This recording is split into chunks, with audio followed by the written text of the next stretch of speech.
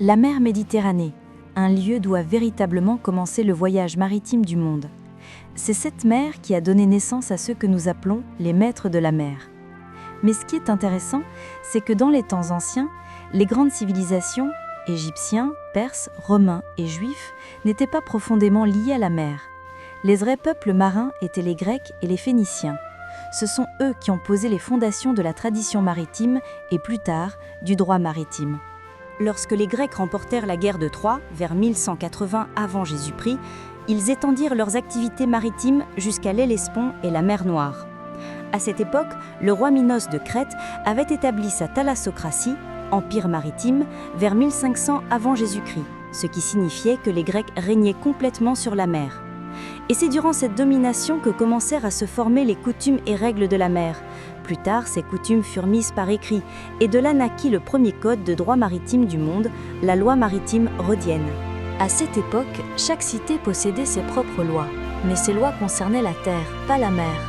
Or, la mer était bien plus dangereuse et imprévisible. De nouvelles coutumes apparurent donc. L'une d'elles s'appelait la contribution ou l'avarie commune. Cela signifiait que si un armateur devait sacrifier une partie de sa cargaison ou de son navire pour sauver le reste, alors les autres devaient compenser sa perte collectivement. Une autre coutume concernait l'assurance supplémentaire pour les voyages d'hiver, car entre novembre et mars, la Méditerranée était extrêmement orageuse.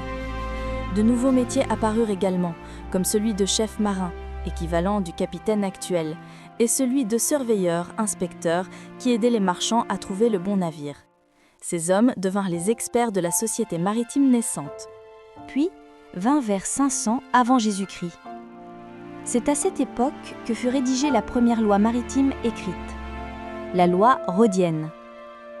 Rédigée entre 479 et 475 avant Jésus-Christ, cette loi fut progressivement adoptée dans tout le bassin méditerranéen. Et chose étonnante, au XIXe siècle, la Cour suprême britannique y faisait encore référence. La loi rhodienne comprenait 3 parties principales. Le gouvernement de Rhodes reconnut officiellement cette loi, et plus tard, l'Empire romain l'adopta sous le nom de Lex Rhodia de Jactu. Elle contenait 19 articles, dont le plus important stipulait que tous les contrats maritimes devaient être écrits, et non oraux. Elle comportait 47 articles décrivant les sanctions en cas de vol à bord et précisant que l'équipage devait dormir sur le navire la nuit pour assurer la sécurité en cas de tempête. Le philosophe romain Cicéron écrivait que si un navire de guerre perdait le contrôle près d'un port étranger, il pouvait être capturé par les autorités locales. Une autre règle disait que si un navire transportait des objets de grande valeur, le capitaine devait en faire la déclaration officielle. S'il ne le faisait pas, aucune indemnisation ne pouvait être réclamée en cas de perte. Et cette règle est encore valable aujourd'hui. Cette loi introduisit officiellement le concept d'avarie commune et établit les premiers principes de l'assurance maritime et des prêts maritimes. Malheureusement, aucune copie originale de la loi rhodienne n'a jamais été retrouvée. Mais l'historien Reinhard Zimmermann, dans son ouvrage The Law of Obligations, en donne une analyse complète. Il y explique que les voyages maritimes étaient extrêmement dangereux, les tempêtes fréquentes, et qu'il arrivait souvent qu'un capitaine jette une partie de la cargaison à la mer pour sauver le navire. Dans ce cas, tous ceux dont les gains avaient été sauvés devaient compenser celui qui avait tout perdu, car la perte d'un seul était un risque partagé par tous. Et si le navire était capturé par des pirates, une partie de la cargaison pouvait être donnée comme rançon. Au IIIe siècle avant Jésus-Christ, Rhodes était devenu une puissante force navale. Rome lui ordonna de mettre fin à la piraterie. C'est alors que Rhodes construisit un nouveau navire rapide et puissant, appelé Triemiolia.